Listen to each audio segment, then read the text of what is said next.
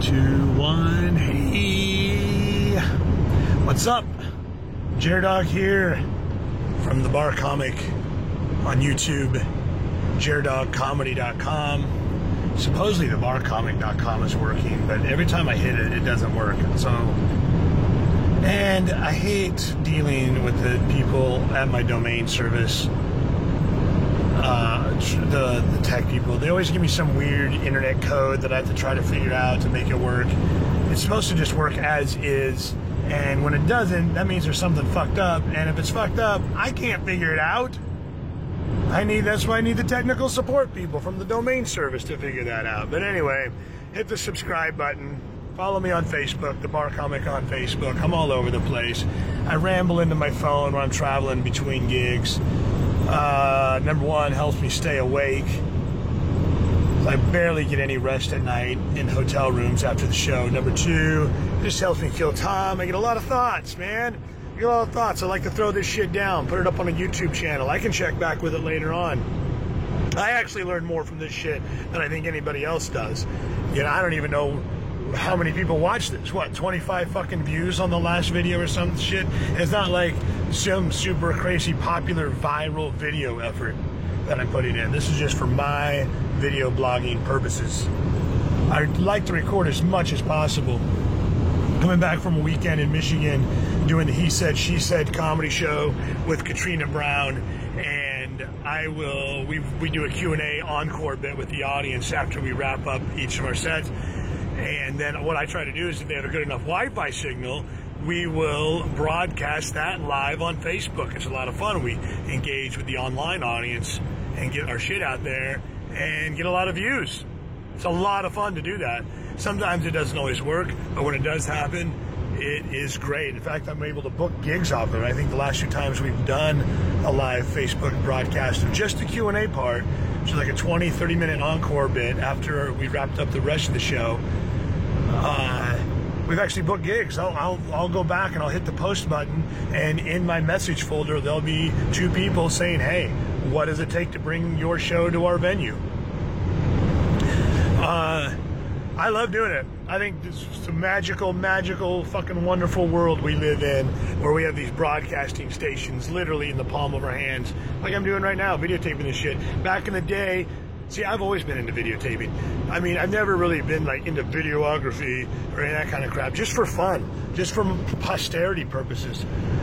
Creating home videos. Back in the day, I was 13, 14 years old. It took me an entire summer of detasseling corn, waking up at 5 a.m. every day in a cornfield by 6 a.m., working until the fucking hot afternoon in humid ass weather in summertime in Iowa, detasseling fucking corn an entire summer to save up the $1,000 to buy one of those giant over-the-shoulder video cameras with the VHS tape you put inside. Now we got better quality of video as a free feature on your fucking phone. It's amazing, and you guys can watch it too. So it's a TV as well. It's the camera and the TV all wrapped up in one. It's a fucking Star Trek communicator, and it's beautiful, and I love it. I've always been into recording. Katrina gives me shit. She's like, you know, Jeremy videotapes all these shows, and I feel self-conscious about it. She makes jokes. It's really funny. She's like, I'm going to get him back one of these days. And I know where she's coming from. It's, you know, it's a little bit different. I haven't had very many comedy partners that I've worked with that were into videotaping this shit and documenting for posterity purposes. Very few people are into it like I am. I think it's important. It's very important to document your progress. If you can do it, you don't have to worry about fucking tapes and editing. I can just hit the stop button on this, straight up to YouTube, straight up to Facebook. Instant audience. There's no editing really required. You just yap into this shit. Try to say something that sounds intelligent, and even if nobody fucking likes it, it's my diary, it's my video blog. I go back and look at it. I learn more from the videotape. That's why I do it, because I learn from it. And it makes me a better performer. I'm surprised most comedians don't videotape more. I think that should be standard protocol. I think it would be standard protocol. Wouldn't it? I think that's the video camera, as cheap as this shit is, should be like tool number one after a notebook and pen for comics.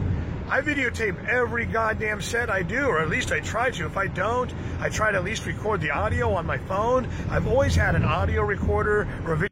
Boom. All right. I was right in the middle of that crazy ass rant about why it's important to videotape. I'm gonna shut this. And my phone kicked me off because I had exceeded the memory. I had to pull over, delete a bunch of files. But now I'm back, talking about why comedians, IMO, need to film. I know it's not technically film, it's video, it's digital. They should call it, I don't know what, digitally capture. I don't know, whatever this is fucking called. I'm gonna call it filming. It's old school terminology. Who gives a shit? You know what I mean? Film. I don't know why comics don't film every fucking set. I do because, number one, you never know what the hell is going to happen. You get some crazy ass people at some of these shows that I do, and it makes for pretty good, fun video to watch later. Cool ass heckler battles that I have that, you know, you're going to have those kind of heckler battles again. And it's good to know what happened before, so now you got that in your arsenal to use against future hecklers. I especially like to videotape because I improvise so much during my show, and a lot of times I can't really remember exactly what it was I said, or how I said it, or how I framed the bit in order to get the reaction that I got, and so I have to go back and watch the tape and do it that way as well. And then the reason number three is just to get better overall, just to watch where I'm making mistakes, where I'm cursing too much maybe, where, you know, not that I'm against cursing, but I like to just use taboo language as a way to get people's attention, to sort of shake them out of their rigid mindset, to get their attention. You add in humor and just fucking shake up their brains. That way they're open to receiving new ideas. And then you can go into weird directions with your comedy, and everything is fucking funny. And everybody has a good time. And then you can just be yourself. And if you say F word, who gives a shit? A lot of people are like, if you can't say anything intelligent without using profanity, just keep your mouth closed. Fuck you. But they're just words. Who says they're profane? Sometimes it's the best fucking word to describe your emotion at the time. And I think emotions and intellect are intertwined. They don't have to be these separate orders. Like, you can either be in one lane or another. There's a lot of times, you know, here's what I think, here's what I've learned, and here's how I feel about it. And they intertwine like a fucking helix. It's very important to express yourself and what you think about things and how you think about them and why you think about them and what your feelings are towards them when you're doing comedy. Very, very important to do that. And sometimes that means you're going to fucking curse. However, that said, I don't like to do it too much where I do sound like all I'm doing is dropping F words because I'm unsure of myself. So I like to go back. I like to get the wording down. Watch the videotape, figure out what was the actual structure of this joke, get the wording down, and then go through and with a fine-tuned comb and add in F words. There we go. I don't know what's going on. I've got a minute 39 left of footage, so I'm going to wrap this up. This fucking thing keeps kicking me off. I was essentially justifying why I fucking curse so much, but who gives a shit? The point is, tape your shows, tape. If you're a comedian, I don't know why you don't. It's just good material. It just adds to your material. It adds to your arsenal of available content. Put that shit up online. It's going to help you build your following. It's going to help you show where the holes are in your performance, in your routine, where you need to make improvements. It's going to help you capture those rare moments when you're on stage that you want to have to show people when they don't believe your fucking stories. Like the time the guy died before my show. Like, in a way, I wish I kind of had that on videotape. Not because I'm some sick, morbid fucker that wants a guy dying on videotape. I'm not going to put out like some snuff film or some shit. But a lot of people don't believe me when I tell them that story about how the guy choked to death. And then the owner came up to me and said, hey, you ready to go on? You want to put that shit on videotape. I'm Jared Dog, The Bar Comic. Hit me up on Facebook, The Bar Comic. Subscribe to YouTube, thebarcomic.com, jareddogcomedy.com. I'm going to wrap this motherfucker up before it kicks me off again. Thanks for watching. We'll see you again soon.